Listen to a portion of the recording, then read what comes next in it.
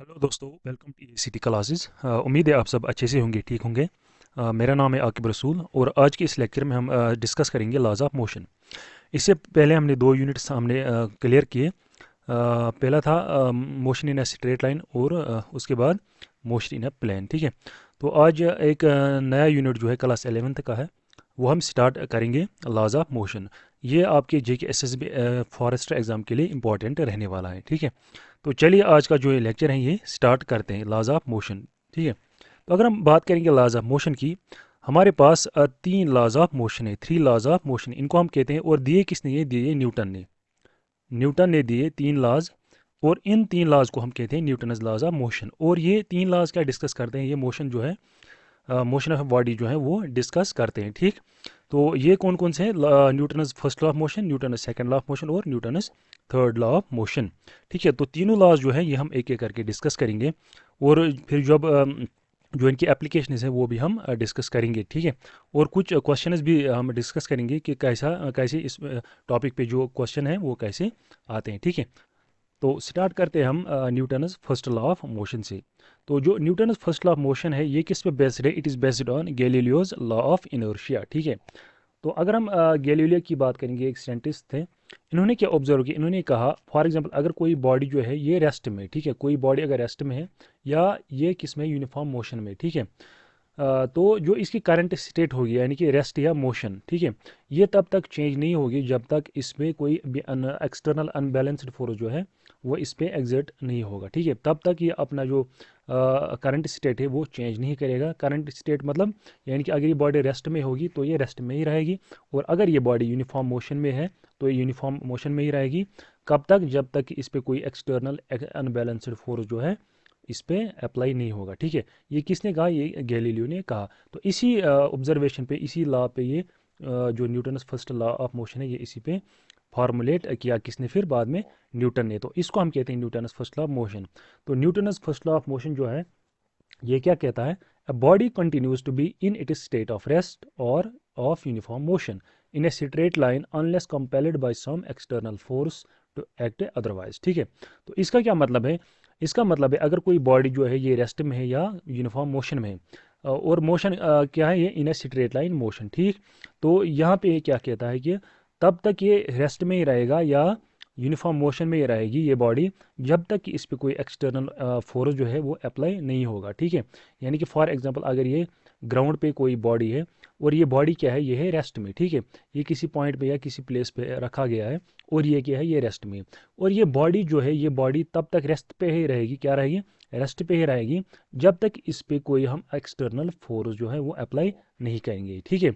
या for example एक और यहाँ पे सिचुएशन, कोई बॉडी जो है मोशन में है, और किस मोशन में है? ये है यूनिफॉर्म मोशन में, यानी कि यहाँ पे जो वेलोसिटी है, वेलोसिटी यहाँ पे कांस्टेंट है, ठीक है।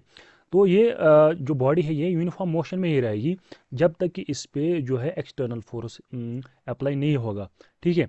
और जब इस बॉडी पे चाहे ये रेस्ट पे हो या मोशन में हो, यूनिफॉर्म मोशन में हो, तब तक ये रेस्ट में ही रहेगी या मोशन में ही रहेगी, यूनिफॉर्म मोशन में ही रहेगी जब तक कि इस पे कोई एक्सटर्नल फोर्स हम अप्लाई नहीं करेंगे। लेकिन कौन सा फोर्स?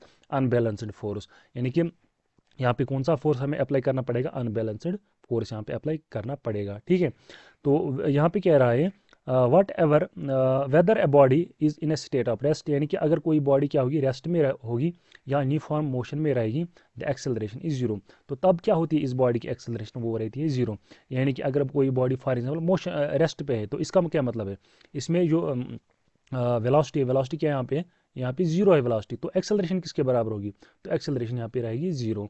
इसी तरह अगर बॉडी की मोशन जो है वो यूनिफॉर्म मोशन है। यूनिफॉर्म मोशन मतलब क्या है? यानी कि जो वेलोसिटी है यहाँ पे वेलोसिटी कांस्टेंट है, वेलोसिटी चेंज नहीं हो रही है। तो इसका क्या मतलब है? इसका मतलब है एक्सेलरेशन है जीरो। क्यों? क्योंकि एक्सेलरेशन क्या है? Acceleration is change in velocity, यानी कि जब भी वेलोसिटी चेंज हो जाएगी तब हम कहते हैं इस बॉडी में है एक्सेलरेशन। और जब यहाँ पे यूनिफॉर्म मोशन है, यूनिफॉर्म मोशन में क्या है? वेलोसिटी रहेगी कांस्टेंट, और जब वेलोसिटी कांस्टेंट रहेगी तब एक्सेलरेशन क्या होगी? जीरो।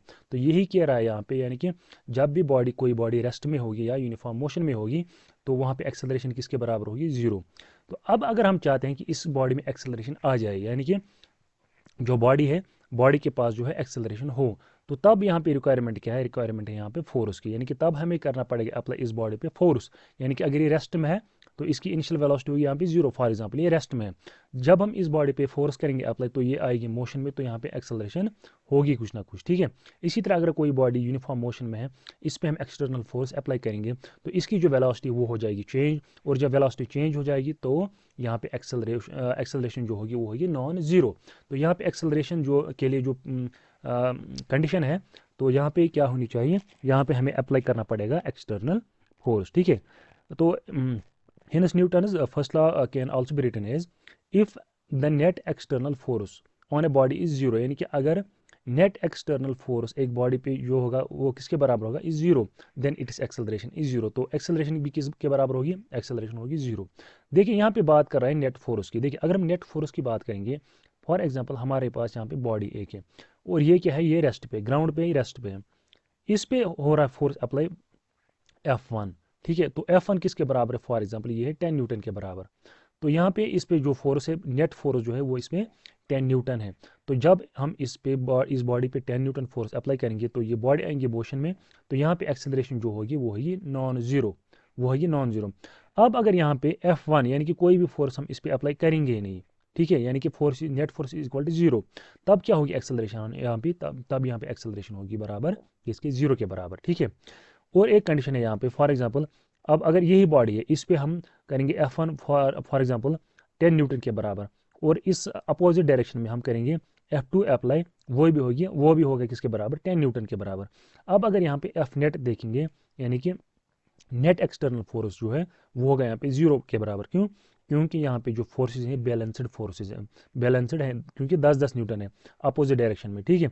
तो यहाँ पे नेट फोर्स जो है वो होगा किसके बराबर, जीरो के बराबर, और एक्सेलरेशन होगी यहाँ पे जीरो के बराबर। तो यहाँ पे क्या होना चाहिए, फोर्स जो होने चाहिए, फोर्सेज होनी चाहिए अनबैलेंस्ड, ठीक है। तो आगे देखते हैं, acceleration can be non zero. जो एक्सेलरेशन ये नॉन जीरो हो सकती है, कब हो सकती है, only if there is net external force on the body, यानी कि जब कुछ ना कुछ नेट एक्सटर्नल फोर्स जो है वो इस पे अप्लाई हो जाएगा, तब हमारी एक्सेलरेशन है वो होगी इसके बराबर नॉन जीरो के बराबर। यहाँ पे रिक्वायर्ड कंडीशन क्या है, यहाँ पे एक्सटर्नल फोर्स अप्लाई करना चाहिए, ठीक है। तो चलिए देखते हैं नेक्स्ट।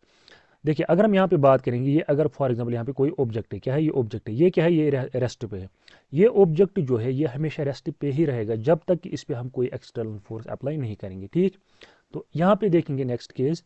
देखिए यहाँ पे एक पर्सन 1 और पर्सन 2 ये क्या कर रहे हैं यहाँ पे अप्लाई फोर्स, ये इस साइड से कर रहा है या इस साइड से कर रहा है, ठीक है। लेकिन यहाँ पे क्या कर रहे हैं, ये बैलेंस्ड फोर्स कर रहे हैं अप्लाई, यानी कि अगर ये 10 न्यूटन फोर्स अप्लाई कर रहा है, ये भी 10 न्यूटन फोर्स अप्लाई कर रहा है, तो डायरेक्शन क्या है, यहाँ पे डायरेक्शन अपोजिट है। तो ये क्या करेंगे, एक दूसरे को कैंसिल आउट करेंगे। तो यहाँ पे एफ एक्सटर्नल जो है, external force is equal to zero. तो जब एफ एक्सटर्नल यहाँ पे जीरो रहेगा तो ये बॉडी जो है ये रेस्ट पे ही रहेगी, ठीक है। अब अगर यहाँ पे ऐसा केस होगा, फॉर एग्जांपल ये पर्सन जो है ये 20 न्यूटन फोर्स अप्लाई कर रहा है, ये क्या कर रहा है, ये कर रहा है 10। तो यहाँ पे अगर हम देखेंगे नेट एक्सटर्नल फोर्स जो है वो किसके बराबर आएगा, 10 न्यूटन के बराबर, ठीक है। यानी कि अगर ये F1 है, ये है F2, तो यहाँ पे F नेट जो है वो आएगा बराबर 20 माइनस 10 न्यूटन, यानी कि 10 न्यूटन आएगा टोटल फोर्स यहाँ पे एक्सटर्नल फोर्स। तो ये बॉडी जो है ये आएगी मोशन में, तब हम कहेंगे कि यहाँ पे जो दोनों फोर्सेज ये क्या है, एफ नेट ये है अनबैलेंस्ड फोर्सेज, ठीक है। तो अब अगर यहाँ पे देखेंगे, देखिए दोनों पर्सन जो है एक ही डायरेक्शन में यहाँ पे फोर्सेस अप्लाई करेंगे, फॉर एग्जांपल 10-10 न्यूटन, ठीक है, ठीक है। तो यहाँ पे क्या आएगा, ये बॉडी जो है ये आएगी मोशन में, ठीक है। तो यही क्या रहा है Newton first law of motion, यानी कि एक बॉडी तब तक रेस्ट में ही रहेगी, यानी कि मोशन में नहीं आएगी जब तक इस पे एक्सटर्नल फोर्स जो है वो अप्लाई नहीं होगा, ठीक है। तो इसी तरह अगर यहाँ पे बॉल की एग्जांपल लेंगे, यहाँ पे रेस्ट पे है ये, ठीक है, an object at rest stage at rest, ठीक है। जब कोई ऑब्जेक्ट रेस्ट पे रहेगा, ये रेस्ट पे ही रहेगा जब तक इस पे एक्सटर्नल फोर्स जो है अप्लाई नहीं होगा। फिर ये इसी बॉल पे क्या मारता है, किक मारता है, और ये आता है मोशन में। फॉर एग्जाम्पल ये है यहाँ पे यूनिफॉर्म मोशन, और ये बॉडी जो है अब ये यूनिफॉर्म मोशन में ही रहेगी जब तक कि इस पे कोई एक्सटर्नल फोर्स अप्लाई नहीं होगा, ठीक है। तब तक ये अब यूनिफॉर्म मोशन में ही रहेगी। फॉर एग्जांपल अब आ गया इसको आगे से नेट यहाँ पे, तो नेट ने क्या किया, इसने इसको ब्लॉक किया, यानी कि यहाँ पे नेट एक्शन, यानी कि यहाँ पे इसने एक्सटर्नल फोर्स इस पे अप्लाई किया। तो अब क्या होगा, यहाँ पे इस बॉल की जो यूनिफॉर्म मोशन थी ये अब चेंज हो जाएगी, किसकी वजह से, जो नेट ने यहाँ पे इस पे फोर्स अप्लाई कर दिया। तो यहाँ पे डायरेक्शन भी अब चेंज हो जाएगी, और मोशन भी यहाँ पे चेंज हो जाएगी। तो ये था न्यूटन्स फर्स्ट लॉ। ठीक है, ये देखते हैं नेक्स्ट स्लाइड। तो अगर हम यहाँ पे बात करेंगे अब इनर्शिया की, इनर्शिया क्या होता है, ठीक है। अगर हम देखेंगे, देखिए इनर्शिया जो है ये मास पे डिपेंड होता है। किसी भी बॉडी का इनर्शिया जो है ये किस पे डिपेंड होता है, ये होता है डिपेंड मास पे। यानी कि अगर फॉर एग्जांपल कोई बॉडी है, इसका मास ज़्यादा है तो इसका इनर्शिया भी ज़्यादा होगा। इसका अगर मास कम होगा तो इसका इनर्शिया भी कम होगा। यानी कि mass is the measure of inertia. यानी कि इनर्शिया को अगर हम मेजर करना होगा तो किससे हम मेजर करेंगे, मास से हम वो मेजर करेंगे। तो पहले देखेंगे इनर्शिया है क्या। इनर्शिया क्या है, ये एक प्रॉपर्टी है एक बॉडी की, by virtue of which a body opposes any change in its state of rest और of uniform motion is known as inertia. तो इनर्शिया क्या है, ये एक बॉडी की प्रॉपर्टी है जिसकी वजह से ये क्या करता है, अपोज करता है किसी भी चेंज को करता है अपोज। फॉर एग्जांपल अगर कोई बॉडी ये क्या है, ये रेस्ट पे है, तो ये बॉडी क्या करेगी, हम अगर इस पे कोई एक्सटर्नल फोर्स अप्लाई करेंगे तो ये बॉडी क्या करेगी, ये इस एक्सटर्नल फोर्स को जो है अपोज करेगा। क्या करेगा, इनर्शिया की वजह से ये बॉडी इस चेंज को जो है अपोज करेगा, ठीक है। या फॉर एग्जांपल यही बॉडी अगर क्या है, मोशन में है, यूनिफॉर्म मोशन में है, तो अगर हम इस पे एक्सटर्नल फोर्स अप्लाई करेंगे, ठीक है, तो इस चेंज को जो है ये अपोज करेगा। और इसी प्रॉपर्टी जिस प्रॉपर्टी की वजह से क्या करता है, अपोज करता है इस चेंज को, चाहे ये रेस्ट पे हो या यूनिफॉर्म मोशन में हो, तो इसी प्रॉपर्टी को हम कहते हैं इस बॉडी का इनर्शिया। अब जो इनर्शिया है ये किस पे डिपेंड है, ये मास पे डिपेंड है। फॉर एग्जांपल अगर यहाँ पे दो बॉक्सेस हैं, यहाँ पे दो बॉक्सेस हैं, इस बॉक्स का जो मास है, फॉर एग्जांपल ये 5 kg का मास है, और इस बॉक्स का मास जो है वो 10 kg का मास है, ठीक है। अब अगर यहाँ पे हम क्या चाहते हैं, दोनों बॉक्सेस जो है रेस्ट पे हैं, हम चाहते हैं दोनों बॉक्सेस जो हैं ये मोशन में आ जाए। अगर हम यहाँ पे फोर्स की बात करेंगे, यहाँ पे हम for example F1 force apply कर रहे हैं, और यहाँ पे हम कर रहे हैं फोर्स अप्लाई कितना, F2 करते हैं यहाँ पे फोर्स अप्लाई, ठीक है, F2। तो यहाँ पे अगर हम बात करेंगे, यहाँ पे किस बॉडी के लिए हमें फोर्स ज़्यादा यूज़ करना पड़ेगा, यानी कि F2 यहाँ पे होगा ग्रेटर देन F1, ठीक है। तो F2 is greater than F1, यानी कि जिस बॉडी का जितना मास होगा उस बॉडी का उतना इनर्शिया होगा, यानी कि वो उतना ज़्यादा अपोज करेगा, ठीक है। देखिए अगर हम यहाँ पे बराबर फोर्स अप्लाई करेंगे, यहाँ पे 5 न्यूटन करेंगे अप्लाई, यहाँ पे भी 5 न्यूटन करेंगे अप्लाई, ठीक है। तो यहाँ पे रेजिस्टेंस कौन का अपोजिशन कौन करेगा ज़्यादा, इस बॉडी को, इस फोर्स को ज़्यादा, यानी कि ये वाली बॉडी ज़्यादा अपोज करेगी इस चेंज को। क्यों, क्योंकि इसका जो मास है ये ज़्यादा है, ठीक है। तो यही कहता है यहाँ पे, यानी कि greater the mass of the body greater in the inertia, यानी कि that is the mass is the measure of inertia of the body, ठीक है। तो यहाँ पे जो मास है ये क्या है, it is the measure of inertia of the body, ये इंपॉर्टेंट पॉइंट है। तो inertia is the tendency of an objects to stay in motion और at rest unless a force cause a change in their speed और direction, ठीक है। Hope ये आपको समझ आया होगा, ठीक। तो अगर हम न्यूमेरिकल एप्लीकेशन देखेंगे इसकी Newton's first law of motion की, यानी कि ये कह रहा है कि अगर फोर्स हो गया किसके बराबर, जीरो के बराबर, यानी कि एक्सटर्नल फोर्स हम अप्लाई करेंगे ही नहीं, तो यहाँ पे यू जो है, इन वेलोसिटी जो है वो रहेगी कांस्टेंट। फॉर एग्जांपल अगर कोई बॉल है, ये है यूनिफॉर्म मोशन में, और ये क्या है, यूनिफॉर्म मोशन में, और अगर हम इस पे कोई भी फोर्स जो है अप्लाई नहीं करेंगे, यानी कि फोर्स हम रखेंगे जीरो, तो जो इसके पास वेलोसिटी है वो क्या रहेगी, वो कांस्टेंट रहेगी, वो रहेगी कांस्टेंट, वो चेंज नहीं हो जाएगी। तो यहाँ पे अगर हम देखेंगे इनर्शिया की एग्जांपल एक, फॉर एग्जांपल एक पर्सन जो है, पैसेंजर जो है, ये ट्रेन या गाड़ी में खड़ा है, ठीक है। तो यहाँ पे क्या कर रही है गाड़ी जो है, ये अचानक से ब्रेक मारती है, क्या मारती है, ब्रेक मारती है। तो जो ये पर्सन है ये किसकी तरफ मोशन में आ जाएगा, यानी कि जो गाड़ी की मोशन है उसी की डायरेक्शन में जो है ये उस में ये भी आएगा कि ये डिस्प्लेस हो जाएगा अपनी जगह से। तो ये क्या किसकी वजह से, ये है इनर्शिया की वजह से, ठीक है। तो होप आपको ये इनर्शिया का जो कंसेप्ट ये समझ आया होगा, ठीक है। तो इनर्शिया अगर हम इनर्शिया की बात करेंगे, तो इनर्शिया जो है इसी पे जो Newton first law of motion है वो इसी पे बेस्ड है, यानी कि उसको हम कहते हैं लॉ ऑफ इनर्शिया भी। जो फर्स्ट लॉ ऑफ मोशन है उसको हम कहते हैं लॉ ऑफ इनर्शिया भी, लॉ ऑफ इनर्शिया, ठीक है, उसको कहते हैं हम लॉ ऑफ इनर्शिया। देखिए हम फिजिकल एप्लीकेशन देखेंगे इनर्शिया की अब। व्हेन अ मूविंग बस सडनली स्टॉप, जब भी कोई मूविंग बस जो है वो सडनली स्टॉप करती है, ठीक है, ब्रेक मारती है। Passengers head get is jerked in the forward direction, जो कि पैसेंजर है वो किस डायरेक्शन में आ जाएगा, यानी कि उसको जर्क लगेगा किस डायरेक्शन में, फॉरवर्ड डायरेक्शन में। ठीक, तो ये किसकी वजह से, इनर्शिया की वजह से। क्यों? क्योंकि वो क्या, बॉडी क्या करती है, ये रेजिस्ट करती है किसको, या अपोज करती है किसी भी चेंज को। व्हेन ए स्टेशनरी बस सडनली स्टार्ट, या कोई अगर स्टेशनरी रुकी हुई गाड़ी जो है वो सडनली स्टार्ट करती है, the moving passengers head get is jerked in the backward direction, तो यहाँ पे इस बार क्या है, ये बैकवर्ड डायरेक्शन में जो है जर्क करेगी इसकी बॉडी। ठीक है। On heating used matters bye sitting, जब भी हम कोई मैटर्स जो होगा फॉर एग्जांपल, इस पे क्या करेंगे हम, स्ट्राइक करेंगे हम कोई भी स्टिक, यानी कि जब हम सफाई मतलब साफ करते हैं किसी भी मैटर्स को, dust particles come out of it, तो ये भी किसकी वजह से, ये भी है इनर्शिया की वजह से। जो डस्ट पार्टिकल्स जो है वो क्या आते हैं, वो आते हैं इस मैटर्स के बाहर, तो ये भी किसकी वजह से, इनर्शिया की वजह से। ठीक है। In order to catch a moving bus safely we must run forward in the direction of the bus, यानी कि जब भी हमें कोई भी मूविंग बस हमें कैच करनी होगी तो हमें किस डायरेक्शन में रन करना चाहिए, we must run forward in the direction of moving bus. तो इसी तरह ये कुछ एग्जांपल्स हैं, ये किस पे बेस्ड हैं, ये हैं बेस्ड इनर्शिया पे। ठीक है। तो यहाँ पे एक की कॉन्सेप्ट है, in the absence of external force applied force velocity of body remains unchanged, यानी कि अगर एफ एक्सटर्नल फोर्स जो है वो किसके बराबर होगा, जीरो के बराबर, तो वेलोसिटी जो है ये रहेगी कांस्टेंट, ये तब तक चेंज नहीं हो जाएगी। फॉर एग्जांपल अगर वेलोसिटी होगी जीरो के बराबर, यानी कि इसका क्या मतलब है, इसका मतलब है बॉडी है रेस्ट में, तो ये रहेगी अनचेंज्ड, यानी कि जीरो ही रहेगी जब तक कि हम इस पे एक्सटर्नल फोर्स जो है वो अप्लाई नहीं करेंगे। या अगर वेलोसिटी क्या है, वेलोसिटी है कांस्टेंट, तो ये वेलोसिटी तब तक कांस्टेंट ही रहेगी जब तक कि हम इस बॉडी पे एक्सटर्नल फोर्स जो है वो अप्लाई नहीं करेंगे। ठीक है। तो ये था फर्स्ट लॉ ऑफ मोशन।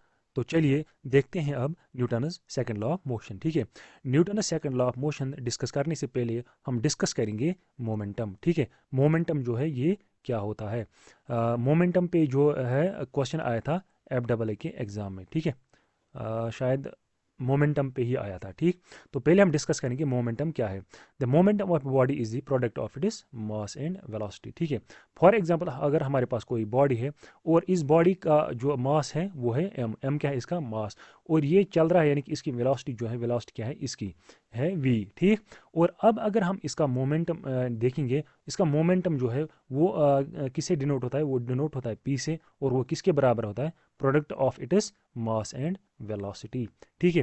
तो मोमेंटम क्या है, momentum is the product of mass of a body and its velocity, तो p is equal to m into v। ठीक है। p क्या है, p है मोमेंटम, m है mass of the body and v is the velocity of the body. और जो momentum है, मोमेंटम क्या है, मोमेंटम है vector quantity, it is direction dependent. ठीक है। और ये किस पे डिपेंडेंट है, डायरेक्शन पे। क्यों? क्योंकि जो वेक्टर क्वांटिटी होती है इसमें दो चीज़ें होती है, मैग्नीट्यूड और क्या होता है, डायरेक्शन। ठीक है। और ये क्या है, मोमेंटम जो है ये है वेक्टर क्वांटिटी, तो इसमें जो होगा मैग्नीट्यूड भी होगा और डायरेक्शन भी होगी। ठीक है। तो अब अगर हम इसका एसआई यूनिट देखें, इसका एसआई यूनिट क्या है, देखिए अगर हम मास की बात करेंगे, मास का एसआई यूनिट क्या है, केजी, किलोग्राम, और वेलोसिटी का जो एसआई यूनिट है वो क्या है, मीटर पर सेकंड। ठीक है। मीटर पर सेकंड, तो किलोग्राम मीटर पर सेकंड जो है ये है यूनिट किसका, ये है मोमेंटम का यूनिट। ठीक, केजी किसका, केजी है मास का, और मीटर पर सेकंड जो है ये है वेलोसिटी का, यानी कि केजी मीटर पर सेकंड। और अब अगर हम इसकी डायमेंशनल फार्मूला देखेंगे वो किसके बराबर होगी, देखिए p is equal to mass into velocity. ठीक है। अगर हम मास का डायमेंशन देखेंगे वो क्या है, m आएगा मास का, और वेलोसिटी का क्या है, L⁻⁻⁻⁻, ये हमने ऑलरेडी देखा है, डिस्कस किया है। तो इसका जो डायमेंशनल फार्मूला आएगा मोमेंटम का है वो है mL⁻⁻⁻⁻, तो ये है इसकी डायमेंशनल फार्मूला। ठीक है। तो ये था मोमेंटम। तो मोमेंटम क्या है, moment product of mass velocity, यानी कि फॉर एग्जांपल अगर कोई बॉडी है, इसका मास है m और इसकी वेलोसिटी v, तो इसका जो मोमेंटम है वो होगा m इंटू वी। ठीक है। तो चलिए देखते हैं नेक्स्ट स्लाइड। तो कुछ एग्जांपल्स आप देखेंगे मोमेंटम के रिलेटेड। तो एग्जांपल नंबर फर्स्ट देखेंगे हम, इफ़ ए लाइट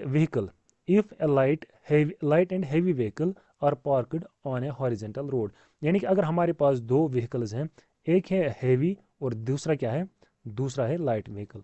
ठीक है। यानी कि एक है हैवी और दूसरा है लाइट, यानी कि एक का मास कम है दूसरे का मास ज़्यादा है। ठीक, और ये पार्कड है on a horizontal road, and need to be push to bring them into motion, यानी कि हमें क्या करना है, इस पे भी पुश करना है और इस पे भी पुश करना है। पुश करने का मतलब क्या है, इस पे हमको फोर्स करना है, एग्जर्ट यानी कि एक्ट करना है इसमें फोर्स, ताकि ये दो व्हीकल जो है ये मोशन में आ जाए। ठीक, देन द हेवियर व्हीकल, यानी कि जो हेवियर व्हीकल होगा will need much greater force than the lighter one. ठीक है, यानी कि जो ये वाला व्हीकल होगा इसके लिए जो फोर्स है ये ज़्यादा होगा, यानी कि यहाँ पे हमें ज़्यादा फोर्स अप्लाई करना पड़ेगा देन दिस वन। ठीक है, जो लाइट व्हीकल होगा। ठीक, to bring them both of them to the same speed in the same period of time, यानी कि सेम पीरियड ऑफ टाइम पे और सेम स्पीड में। यानी कि फॉर एग्जांपल हम चाहते हैं इसकी जो स्पीड हो जो है वो 10 मीटर पर सेकंड रहे और इसकी भी 10 मीटर पर सेकंड रहे, यानी कि दोनों को क्या करना है, हमें एक ही स्पीड में लाना है। तो यहाँ पे हमें क्या है, जो हेवियर बॉडी है यहाँ पे हमें ज़्यादा फोर्स अप्लाई करना पड़ेगा और यहाँ पे हमें कम फोर्स अप्लाई जो है करना पड़ेगा। Also to stop this vehicles, यानी कि अगर हमें इन दो व्हीकल्स को क्या करना है, स्टॉप करना है, यानी कि अगर ये मोशन में है और अगर हम फिर इनको क्या करेंगे, स्टॉप करेंगे, a greater opposing force is needed to stop the heavier one, यानी कि जो हेवियर बॉडी है यहाँ पे हमें ज़्यादा फोर्स अप्लाई करना पड़ेगा इसको स्टॉप करने के लिए। ठीक है, यानी कि जहाँ पे क्या होगी, जहाँ पे मास ज़्यादा होगा, जहाँ पे मास ज़्यादा होगा वहाँ पे हमें ज़्यादा फोर्स जो है वो अप्लाई करना पड़ेगा। ठीक है, अब देखते हैं next example. What happens when you fire a bullet from a gun on a man, यानी कि जब हम किसी पर्सन पे जो है एक गोली मारते हैं तब क्या होता है। The bullet will pierce his tissues before coming to a stop, right. ठीक है, यानी कि जो बुलेट है वो क्या जाएगी, वो टिश्यूज को क्या करिए, मतलब टिश्यू जाएगी और वहाँ पे फिर उसके बाद क्या होगी, उसके बाद वो स्टॉप हो जाएगी, यानी कि पार कर जाएगी, मतलब जो मसल्स हैं या यानी कि पर्सन के जो टिश्यूज हैं उनको अक्रॉस, मतलब इनके उनके अक्रॉस मतलब क्या हो जाएगी, पास हो जाएगी या क्या हो जाएगा, या उनको मतलब पायरिस करके मसल्स में फिर स्टॉप हो जाएगी। ठीक, what happens if the same bullet is fired at half speed, अब अगर यही बुलेट जो है हम क्या करेंगे, हाफ स्पीड पे हम क्या करेंगे, फायर करेंगे, यानी कि अगर पहली वाली बुलेट जो है उसके उसके जो स्पीड थी उसकी हाफ स्पीड से जो है ये बुलेट हम अब क्या करेंगे, फायर करेंगे। It might not cause so much damage, तो ये वाली बुलेट जो है ये उतना ज़्यादा डैमेज नहीं करेगी जितना कि पहली वाली बुलेट है उसने जो उतना मतलब पहली वाली जितना ये करेगी डैमेज, उतना ये वाली बुलेट जो है वो उतना डैमेज नहीं करेगी। Heinous for the same mass, यानी कि अगर हम यहाँ पे बात करेंगे, यहाँ पे मास क्या था, मास था सेम, यानी कि दोनों बुलेट्स, यानी कि बुलेट सेम है, यहाँ पे मास क्या था, यहाँ पे यहाँ मास यहाँ पे था सेम, लेकिन यहाँ पे क्या है, यहाँ पे वेलोसिटी डिफरेंट है। A greater opposing force is needed to stop the body if the body is moving at a greater speed, यानी कि जो बुलेट जो है, यानी कि जो बॉडी फास्ट स्पीड से क्या कर रही है, चल रही है, मूव कर रही है, तो उसके लिए जो अपोजिंग फोर्स है वो ज़्यादा इस्तेमाल होगा यहाँ पे। ठीक है, ताकि वो बॉडी जो है वो स्टॉप हो जाए। ठीक है, यानी कि वो रुक जाए। ठीक है, तो यहाँ पे वेलोसिटी ज़्यादा होगी, जहाँ पे वेलोसिटी ज़्यादा होगी तो वहाँ पे जो अपोजिंग फोर्स है वो भी ज़्यादा लगेगा, और जहाँ पे ज़्यादा मास होगा, क्या होगा, ज़्यादा मास, वहाँ पे भी हमें ज़्यादा फोर्स जो है अप्लाई करना पड़ेगा। तो ये क्या है, ये मास और वेलोसिटी की जो रिलेशन है वो हमने डिस्कस की। तो देखते हैं अब Newton's second law of motion. ठीक है, तो Newton's second law of motion क्या कह रहा है, ये कहता है the rate of change of momentum of a body is directly proportional to the applied force and takes place in the direction in which the force acts, यानी कि ये कह रहा है rate of change of momentum, rate of change of momentum is directly proportional to the applied force, यानी कि जो momentum है किसी बॉडी का ये मतलब कैसे चेंज होता है, यानी कि ये मोमेंटम जो है ये फोर्स के अकॉर्डिंग जो है चेंज हो जाएगा, यानी कि जितना फोर्स ज़्यादा होगा, ठीक है, उतना ही जो मोमेंटम है उसमें चेंज आएगा with respect to time. Rate of change of momentum का क्या मतलब है, यानी कि मोमेंटम का चेंज होना, यानी कि मोमेंटम का वेरी होना किसके साथ, टाइम के साथ साथ, यानी कि rate of change of momentum जो है ये डायरेक्टली प्रोपोर्शनल है किसके, फोर्स के, यानी कि अगर फोर्स ज़्यादा होगा तो रेट ऑफ मोमेंटम जो rate of change of momentum जो है वो भी ज़्यादा होगा, और अगर फोर्स कम हम अप्लाई करेंगे तो rate of change of momentum जो है वो भी मतलब कम होगा। ठीक, यानी कि D P by D T, P क्या है, मोमेंटम, यानी कि D P by D T is directly proportional to D P by D T is directly proportional to force, यानी कि जितना फोर्स होगा उतना ही rate of change of momentum भी होगा। ठीक है, तो यहाँ पे जो प्रोपोर्शनलिटी है ये हम किससे रिप्लेस करेंगे, यहाँ पे इक्वलिटी से, और यहाँ पे आएगा कांस्टेंट के। तो के का वैल्यू जो है, के का वैल्यू हम लेते हैं 1 के बराबर। तो ये क्या बन जाएगा, d P by D t, d P by D T is equal to F, यानी कि ये किसके बराबर है, एफ के बराबर। ठीक, this law is represented by equation, यानी कि देखिए अगर हम यहाँ क्या करेंगे, d P by D t, d P by D T is equal to F. यहाँ पे हम क्या करेंगे, जो पी है, पी के बदले क्या लिखेंगे हम, मास इंटू वेलोसिटी, ये हमने ऑलरेडी देखा लास्ट स्लाइड में, d P by D T is equal to F. ठीक, यहाँ पे क्या करेंगे, यहाँ पे हम मास क्या है, मास यहाँ पे कांस्टेंट, ये हम निकालेंगे बाहर। तो यहाँ पे क्या आएगा, d v by D t, यानी कि rate of change of velocity, rate of change of velocity, ये किसके बराबर है होता है, d v by D t होता है बराबर एक्सेलरेशन के बराबर, यानी कि चेंज इन वेलोसिटी क्या होता है, change in velocity, d v by D t का मतलब है चेंज इन वेलोसिटी, और चेंज इन वेलोसिटी किसके बराबर होता है, एक्सेलरेशन के बराबर। तो इसके बदले लिखेंगे M into A is equal to F, या हम ऐसे भी लिख सकते हैं F is equal to M into A, यानी कि मास इंटू एक्सेलरेशन। ठीक है, तो होप ये आपको समझ आया होगा। तो Newton second law of motion क्या कहता है, rate of change of momentum of a body is directly proportional to the applied force, यानी कि ये किसके बराबर होता है, ये किसके डायरेक्टली प्रोपोर्शनल है, फोर्स के बराबर। यानी कि whenever where F is the external force, F क्या है, एक्सटर्नल फोर्स है, के क्या है, k is the constant, m is the mass and a is acceleration.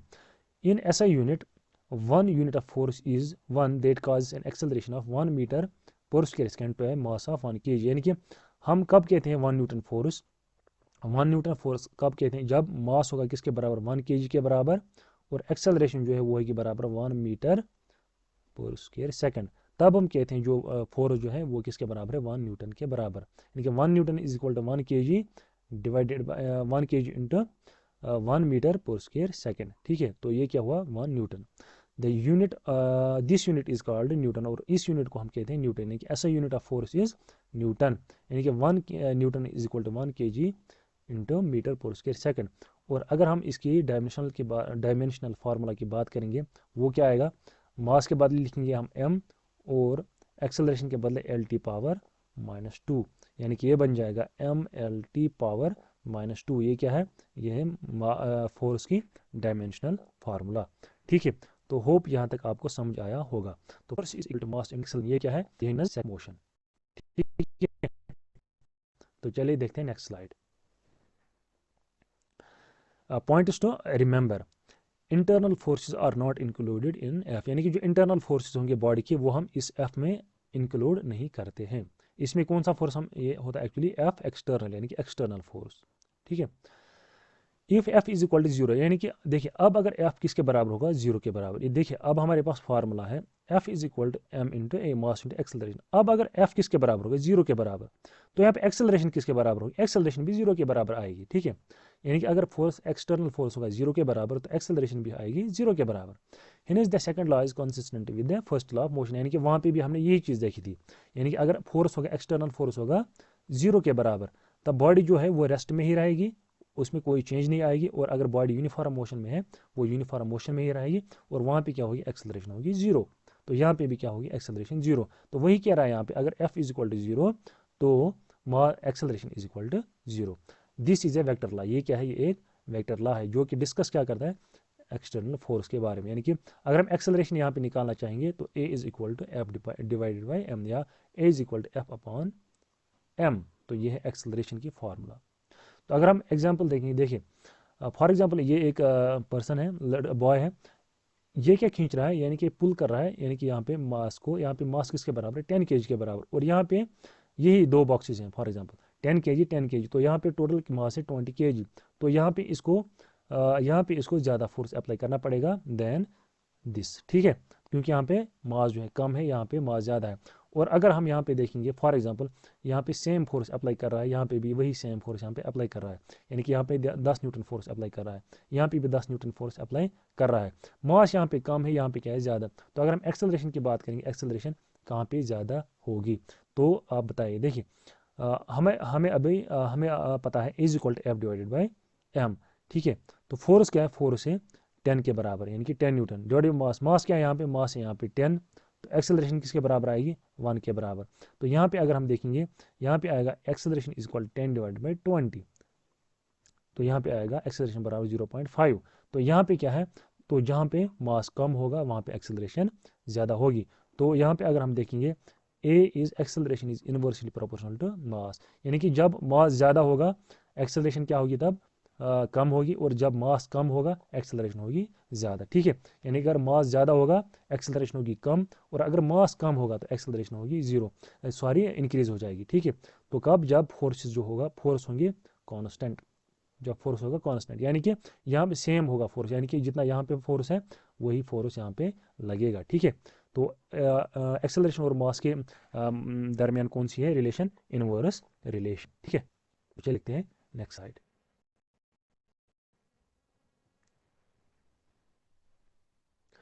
देखिए अगर हम यहाँ पे बात करेंगे, फॉर एग्जाम्पल ये हमारा यहाँ पे एक बॉक्स है। ठीक है, ये किस पे, ग्राउंड पे। तो यहाँ पे कौन कौन सा फोर्स इस पे अप्लाई होगा। ठीक है, तो यहाँ पे दो फोर्सेस होंगे। एक फोर्स होगा जो ये बॉक्स है ये एक्ट करेगा, यानी कि एग्जर्ट करेगा किस पे, डाउनवर्ड डायरेक्शन में। ठीक है, और इसको हम कहते हैं वेट, इसको हम कहते हैं वेट। और वेट किसके बराबर होता है, ये एक्चुअल में क्या है, वेट क्या है, वेट है फोर्स। ये हमने ऑलरेडी डिस्कस किया है यूनिट्स एंड मेजरमेंट्स में। वेट इज फोर्स, तो फोर्स किसके बराबर होता है, फोर्स होता है बराबर mass into acceleration. Mass into acceleration, mass क्या है यहाँ पे m, तो एक्सेलरेशन क्या होगी यहाँ पे g, यानी कि एक्सेलरेशन ड्यू टू ग्रेविटी। ठीक, तो यहाँ पे जो वेट है ये होगा m इंटू जी, तो इसकी डायरेक्शन क्या होगी, ये होगी नीचे की तरफ। और जो ये ग्राउंड है ये इस पे वापस करेगा रिएक्ट, यानी कि रिएक्शन फोर्स होगा, उस फोर्स को हम कहते हैं नॉर्मल फोर्स, जो क्या होता है, परपेंडिकुलर होता है। ठीक है, तो normal force is always perpendicular to the surface that an object is on, यानी कि जिस सरफेस पे ये ऑब्जेक्ट होगा उसी के साथ क्या होगा, ये परपेंडिकुलर, यानी कि 90 डिग्री एंगल होगा यहाँ पे। ठीक, और इस फोर्स को हम कहते हैं नॉर्मल रिएक्शन। और ये क्या होता है, ये अपोजिट होता है वेट के, यानी कि वेट अगर इस डायरेक्शन में है तो सेम जो होगा एक्शन फोर्स, रिएक्शन फोर्स होगा वो होगा अपोजिट डायरेक्शन में, यानी कि परपेंडिकुलर टू द ग्राउंड या परपेंडिकुलर टू द सरफेस जिस पे होगा, और इस फोर्स को हम कहते हैं नॉर्मल फोर्स। ठीक है, तो यहाँ पे क्या कह रहा है, यानी कि अगर कोई ऑब्जेक्ट जो है या बॉडी है हॉरिजेंटल प्लेन पे है, तो यहाँ पे दो केसेस हैं, body kept on horizontal plane is at rest, और ये क्या है, ये रेस्ट पे है। फॉर वर्टिकल डायरेक्शन, अगर हम वर्टिकल डायरेक्शन की बात करेंगे यहाँ पे कौन कौन सा फोर्स हो गया, यानी कि वर्टिकल डायरेक्शन हुई ये, तो यहाँ पे कौन सा फोर्स हो गया, N is equal to m जी।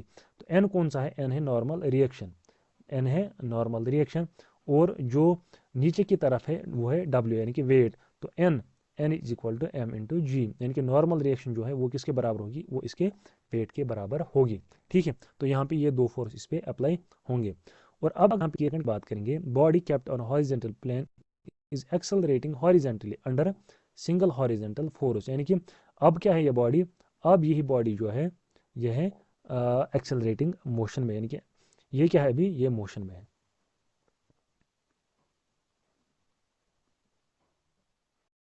क्या होगी, ये बॉडी जो है ये मोशन में होगी। फॉर एग्जाम्पल ये बॉडी है यहाँ पे, ठीक है, ये है बॉडी, और ये क्या है, ये है हॉरिजेंटल ग्राउंड, और ये बॉडी क्या है, ये है इस पे एग्जर्ट हो रहा है फोर्स एफ। तो एफ ये किसके बराबर होगा, एम इंटू ए, यानी कि मास इंटू एक्सेलरेशन। ठीक है, और अब अगर यहाँ पे देखेंगे वर्टिकल डायरेक्शन में, वर्टिकल डायरेक्शन में कौन से फोर्स हैं, एक तो इस डायरेक्शन में एम इंटू जी, और ऊपर वाले डायरेक्शन में है एन। ठीक है, ये क्या है, एन, यानी कि नॉर्मल फोर्स, नॉर्मल रिएक्शन। तो N is equal to m g, ये किस में, वर्टिकल डायरेक्शन में। ठीक है, since body is at rest.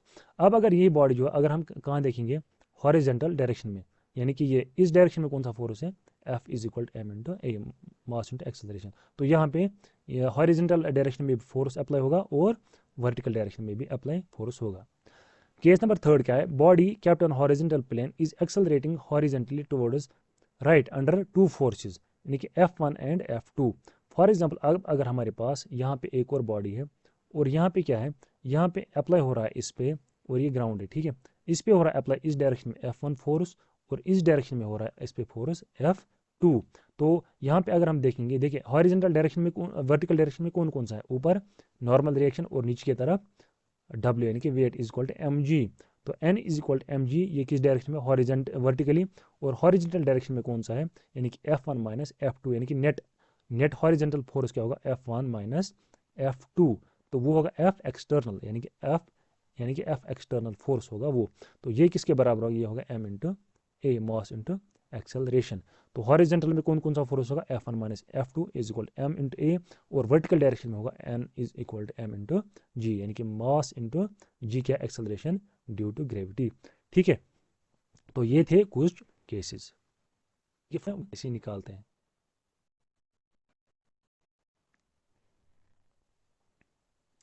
तो चलिए देखते हैं Newton's third law of motion, यह है लास्ट लॉ। ठीक, तो Newton's third law of motion क्या कहता है, तो every action there is always equal and opposite reaction, यानी कि जब भी हम कोई एक्शन करते हैं तो वहाँ पे क्या होती है, वहाँ पे इक्वल रिएक्शन और अपोजिट रिएक्शन होती है। यानी कि फॉर एग्जांपल ये अगर ग्राउंड है, ठीक है, और इस ग्राउंड पे क्या है, इस पे हमने स्ट्राइक की बॉल, ठीक है, तो ये क्या किया हमने, ये हमने एक्शन की, और ये बॉल जो ये बाउंस बैक करेगी वापस, तो इस बाउंस बैक करने को हम कहते हैं, इसको कहते हैं रिएक्शन। तो यहाँ पे क्या होता है, यहाँ पे एक्शन और रिएक्शन, यानी कि जिस फोर्स के साथ हम ये एक्शन करेंगे उसी फोर्स के साथ क्या होगा, यहाँ पे रिएक्शन होगा। ठीक है, यानी कि फॉर एग्जाम्पल अगर हम ये बॉल फेंकेंगे 10 न्यूटन के साथ, ठीक है, 10 न्यूटन फोर्स से, यानी कि उसी 10 न्यूटन जो रिएक्शन है वो भी किसके बराबर होगी, 10 न्यूटन के बराबर। यानी कि जितनी हम जितना फोर्स हम अप्लाई करेंगे रिएक्शन में, एक्शन में, उतना ही फोर्स मिलेगा हमें वापस किसमें, रिएक्शन में। ठीक है, तो एक्शन क्या और रिएक्शन, यानी कि तो एवरी एक्शन, यानी कि हर किसी एक्शन के लिए क्या है, हर किसी एक्शन के लिए होगा यहाँ पे रिएक्शन। ठीक, in other words when two bodies interact, यानी कि जब दो बॉडी क्या करते हैं, इंटरेक्ट, दो बॉडी कौन कौन से यहाँ पे, एक तो है बॉल और दूसरा क्या है यहाँ पे ग्राउंड। ठीक, they apply forces to one another, यहाँ पे क्या हो रहा है, यहाँ पे फोर्सेस कर रहे हैं एक दूसरे को, यानी कि बॉल किस पे फोर्स कर रही है अप्लाई, दीवार पे, और दीवार जो है ये वापस कर रही है अप्लाई फोर्स किस पे, बॉल पे, ये कर रही है वापस किस पे अप्लाई, फोर्स बॉल पे। यहाँ पे बॉल का जो फोर्स है वो है एक्शन, और जो वापस फोर्स एग्जर्ट करेगा कौन, बॉल करेगा इस पे उसको कहते हैं हम रिएक्शन। यानी कि वही कह रहे हैं यहाँ पे, they apply forces to one another that are equal in magnitude in opposing direction, यानी कि इनका जो रिएक्शन और एक्शन जो है ये होते हैं मैग्नीट्यूड में बराबर, यानी कि इनका मैग्नीट्यूड क्या है, मैग्नीट्यूड होता है बराबर, और डायरेक्शन क्या होती है, डायरेक्शन होती है अपोजिट। यानी कि फॉर एग्जाम्पल ये यहाँ पे दीवार है यहाँ पे, और इस पे मैंने क्या फेंकी, बॉल फेंकी, यानी कि किस फोर्स से, 10 न्यूटन के साथ, तो यहाँ पे क्या होगा, ये बॉल जो है ये वापस आएगी, क्या आएगी वापस। ठीक, तो इसका जो फोर्स होगा वो होगा 10 न्यूटन यहाँ पे दोबारा फिर से। ठीक है, यानी कि रिएक्शन में भी कितना फोर्स होगा, 10 न्यूटन, लेकिन यहाँ पे अगर हम बात करेंगे मैग्नीट्यूड क्या है, मैग्नीट्यूड है बराबर, लेकिन डायरेक्शन है अपोजिट। यानी कि रिएक्शन फोर्स की अगर हम बात करेंगे, रिएक्शन फोर्स है इस डायरेक्शन में, एक्शन फोर्स है इस डायरेक्शन में, और रिएक्शन फोर्स क्या है, वो है वापस इस डायरेक्शन में। तो डायरेक्शन क्या है दोनों फोर्सेस की, डिफरेंट है, और मैग्नीट्यूड है सेम। और एक यहाँ पे कंसेप्ट है, जो एक्शन और रिएक्शन है ये टू सेपरेट बॉडीज पे जो है एक्ट होता है, यानी कि टू सेपरेट, यानी कि बॉल पे और दीवार पे, यानी कि अलग अलग बॉडीज पे जो है ये एक्शन और रिएक्शन जो है वो एक्ट होते हैं। ठीक, for example if object A exert a force on object B, यानी कि अगर एक ऑब्जेक्ट है ए और दूसरा ऑब्जेक्ट क्या है बी, यानी कि ए अगर बॉडी बी पे क्या करता है, एक्सर्ट फोर्स करता है, एक्सर्ट, देन ऑब्जेक्ट बी, यानी कि ऑब्जेक्ट बी क्या है, ये वापस करेगा एक्सर्ट फोर्स किस पे, ए पे, with equal magnitude and opposite direction. यानी कि यहाँ पे क्या होगा, मैग्नीट्यूड सेम होगा, यानी कि इक्वल होगा, लेकिन डायरेक्शन क्या है, यहाँ पे डायरेक्शन होगी डिफरेंट, यानी कि अपोजिट डायरेक्शन होगी। यहाँ पे अगर ये एग्जांपल हम देखेंगे, देखिए ये एक मैन है, ये क्या उतरता है, बोर्ड से नीचे उतरता है। ठीक है, तो यहाँ पे क्या करता है, यहाँ पे एक्शन करता है, यानी कि ये बोर्ड को जो है पीछे की तरफ यहाँ पे फोर्स अप्लाई करता है, और ये खुद के आ जाता है, यानी कि इस डायरेक्शन में आ जाता है। यहाँ पे अगर हम देखेंगे, देखिए एक्शन किस डायरेक्शन में, एक्शन है इस डायरेक्शन में, और रिएक्शन क्या है, रिएक्शन है इस डायरेक्शन में। तो इस तरह से ये क्या करता है, उतरता है, बोर्ड से बाहर निकलता है।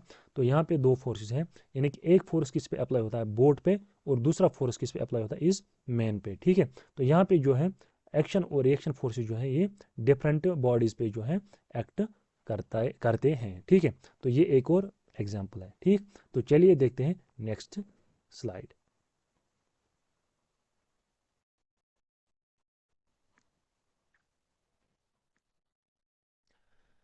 Here are some points to remember, देखिए कुछ पॉइंट्स हैं यहाँ पे, ये हम अब देखते हैं क्या क्या है यहाँ पे। Action and reaction always act on different bodies in opposite direction, ये हमने अभी डिस्कस किया, यानी कि जो एक्शन और रिएक्शन जो है ये क्या करते हैं, डिफरेंट बॉडीज पे जो है एक्ट करते हैं, और डिफरेंट डायरेक्शन यानी कि अपोजिट डायरेक्शन में। फोर्सेस ऑलवेज ओकर इन पेयर्स, और फोर्सेस जो है ये क्या करते हैं, ऑलवेज ओकर इन pairs. The force exerted by an object A on object B equal and opposite to force exerted on, ये हमने ऑलरेडी डिस्कस किया, यानी कि अगर ए बी पे फोर्स एग्जिट करता है तो बी वापस करेगा किस पे, ए पे, और उन फोर्सेस की का जो मैग्नीट्यूड है वो इक्वल होगा, लेकिन डायरेक्शन जो है वो अपोजिट होगी। ठीक है। और क्या कह रहा है यहाँ पे, there is no cause effect relation implied by the law. For that matter, the force on A and B and the force on A by B and that on B by A are exerted at the same instant. तो ये क्या है, ये जो forces हैं ये एक दूसरे पे जो अप्लाई जब करते हैं, कब करते हैं, एट द सेम इंस्टेंट, यानी कि जब जब ए किस पे करेगा एग्जर्ट फोर्स बी पे, तो उसी टाइम पे उसी इंस्टेंट पे जो है बी वापस करेगा किस पे, एग्जर्ट ऑब्जेक्ट ए पे। ठीक है। These force apply a two different bodies, यानी कि दो डिफरेंट बॉडीज पे क्या करते हैं, अप्लाई, यानी कि ये पहला नंबर पॉइंट जो हमने डिस्कस किया। ठीक है।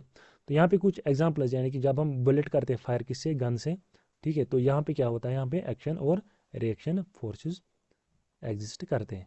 तो इसी तरह अगर बॉक्सर जो है फिस्ट से फोर्स एग्जिट करता है इसके जॉ पे, और जॉ क्या करता है, वापस रिएक्ट करता है, तो उसको कहते हैं रिएक्शन फोर्स। इसी तरह यहाँ पे मैन और ये बोट, यानी कि ये छलांग मारता कहाँ से, बोट से, तो यहाँ पे ये है एक्शन और ये क्या है, रिएक्शन फोर्स। तो ये कुछ एग्जांपल्स है। ठीक है। तो ये आप खुद भी देख लेना।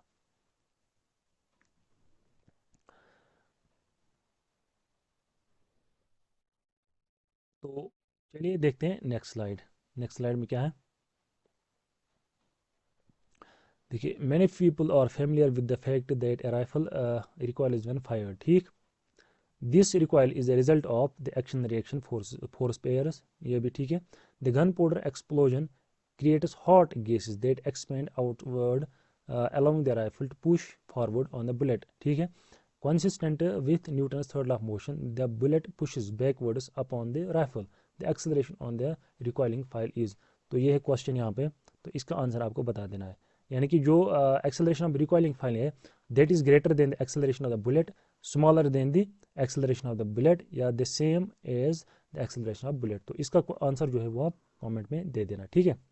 While driving down the road, firefly strikes the windshield of a bus and makes a quite obvious mess in the front of the face of the driver. ठीक, this is a clear case of Newton third law of motion. यानी कि for example अगर कोई गाड़ी जो है ये चल रही है रोड पे, ठीक है, तो यहाँ से क्या आती है, यहाँ से कोई मतलब फायर फ्लाई आती है, ये स्ट्राइक करती है किसके साथ, विंडो के साथ, यानी कि मिरर के साथ करती है, और ये क्या यहाँ पे हो जाता है, यहाँ पे जो इसका गट जो है वो फट जाता है। ठीक है। यानी कि यहाँ पे क्लियर एक मेस, मतलब ये मतलब जो है उसका हम गट की अगर बात करेंगे वो फट जाता है। ठीक है। ये मर जाती है, तो यहाँ पे जो छींटे हैं उसकी खून की, तो वहाँ वो यहाँ पे क्या फैल जाती है, तो यहाँ पे एक मेस जो है क्रिएट हो जाता है। तो ये क्या है, यहाँ पे अप्लाई कौन सा लॉ होता है, Newton third law of motion. The fire fly hit the bus and the bus hit the fire fly, यानी कि जो बस क्या है, बस करते हिट किसको, फायर फ्लाई को, फायर फ्लाई को, और फायर फ्लाई वापस करते हिट किसको, बस को। Which of the two forces greater, यानी कि इन दोनों में से कौन सा फोर्स जो है वो ग्रेटर है, the force on the fire fly और the force on the bus. देखिए यहाँ पे आपको बताना है, यहाँ पे क्या है, फॉर एग्जाम्पल यहाँ पे स्ट्राइक किया फायर फ्लाई ने किस पे, बस पे, तो ये क्या है, ये एक्शन फोर्स। तो वापस किसने किया, बस ने वापस किया इस किस पे फोर्स अप्लाई, यानी कि रिएक्शन किस पे की, उसने reaction force apply fire fly पे। ठीक है। तो हमें यहाँ पे क्या बताना है, दोनों में से कौन सा फोर्स जो है वो ग्रेटर है। ठीक है। तो ये इसका आंसर जो है आप कमेंट सेक्शन में दे देना। ठीक है। तो अभी मैंने आपको बताया एक्शन और रिएक्शन फोर्स जो है उनका मैग्नीट्यूड और डायरेक्शन जो है वो क्या होता है, तो ये आप कमेंट सेक्शन में बता देना। ठीक है। तो आज के लेक्चर में बस इतना ही। देखते हैं नेक्स्ट लेक्चर में अगर कुछ रह जाता है इस यूनिट में से, तो वो नेक्स्ट लेक्चर में हम डिस्कस करेंगे। तो आई होप जो है आपको ये पूरा लेक्चर जो है समझ आया होगा। अगर कोई टॉपिक रह गया होगा इसमें से, तो आप प्लीज़ वो कमेंट सेक्शन में बता देना, वो हम फिर नेक्स्ट लेक्चर में हम डिस्कस करेंगे। और नेक्स्ट सेशन में हम लाएंगे कुछ MCQs जो कि प्रीवियस ईयर एग्जाम्स में जो आ चुके हैं। ठीक है। तो चलिए आज के लेक्चर में इतना ही। अल्लाह हाफ़िज़।